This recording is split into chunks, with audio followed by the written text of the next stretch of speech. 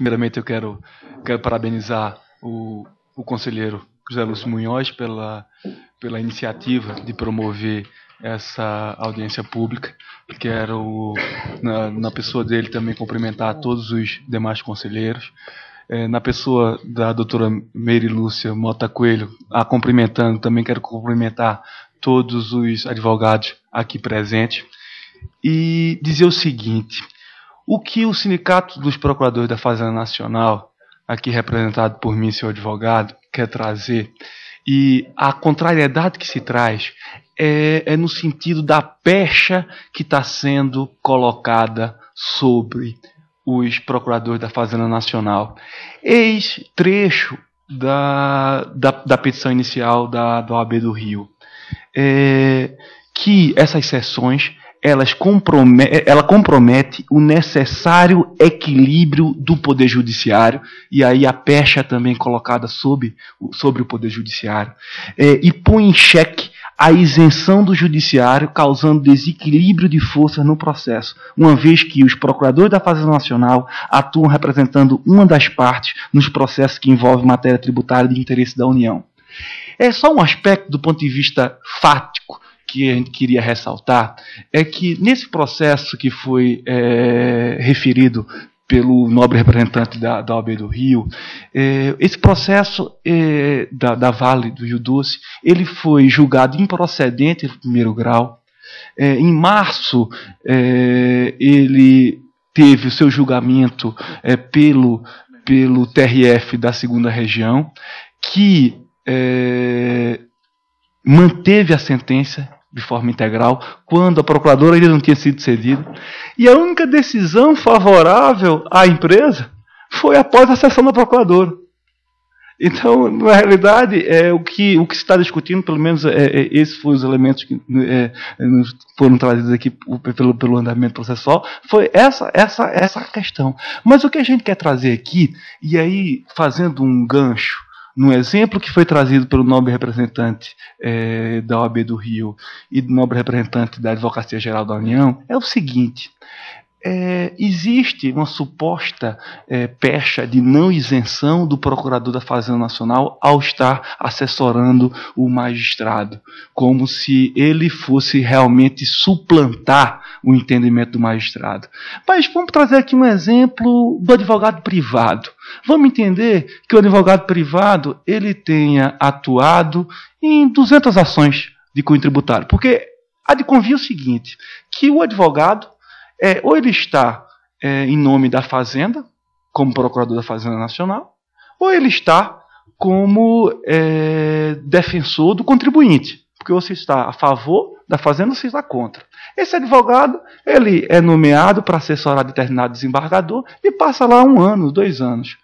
Esses próprios processos em que ele atuou podem ser julgados pelo magistrado, porque a suspeição é contra os processos que o magistrado tem atuado, e não com relação aos processos em que seu assessor tem atuado. E que ele passe lá 2 anos assessorando, enquanto esses processos ainda estão indo para o STJ ou para o Supremo. Volte para a advocacia pública, volte para a advocacia privada, e ele vai ter os benefícios dos honorários sobre esses processos, em que o magistrado que ele estava assessorando deu voto favorável ao contribuinte. Então, na realidade, a partir do momento em que se coloca essa teoria de que o assessor vai, de um certo modo, afetar a independência do magistrado, ela serve para ambos os lados, como trazido pelo representante do Sindicato dos Advogados do Rio, serve para os 2 lados. Mas o que se coloca em xeque aqui é a isenção do judiciário. O magistrado, quando ele convoca um acadêmico com vários livros publicados, com vários artigos publicados, ele já sabe qual é o entendimento daquele acadêmico sobre aquela determinada tese.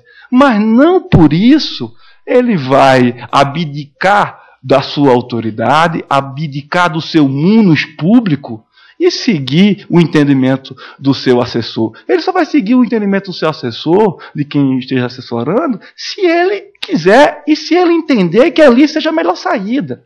Então, é contra essa teoria que ela parte.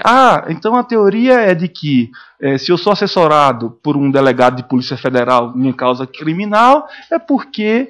E aí, nesse exemplo, uma coisa bem interessante é que um dos livros mais interessantes, mais favoráveis à liberdade do cidadão, é de um procurador de justiça que foi procurador-geral de justiça aqui do Distrito Federal, que trata de prisão cautelar, e foi um dos livros assim que nos deparamos em que um dos livros mais libertários no sentido dessa questão. Então, essa teoria, ela simplesmente, ela no entender do Simprofaz, ela não se sustenta e volta uma pecha contra advogados públicos que sempre se dedicaram à defesa do Estado e não à defesa do governo. A defesa do Estado. Um exemplo, o procurador da Fazenda, ele atua na inscrição da dívida ativa. E por diversas vezes, verifica ilegalidades cometidas no processo administrativo fiscal e não inscreve aquela dívida, por conta exatamente de ter verificado que aquele procedimento ele era ilegal. Então é por conta disso, excelentíssimos conselheiros e excelentíssimos presentes, é que o Simprofaz, ele se manifesta de forma veemente contra a elaboração desse entendimento, ou dessa súmula aqui do Conselho, no sentido de vedar a sessão, porque além de se intrometer nas questões interna corporis entre Poder Judiciário e Poder Executivo, coloca e volta uma pecha contra servidores públicos do mais alto gabarito e que têm exercido suas atividades com zelo, isenção e dedicação.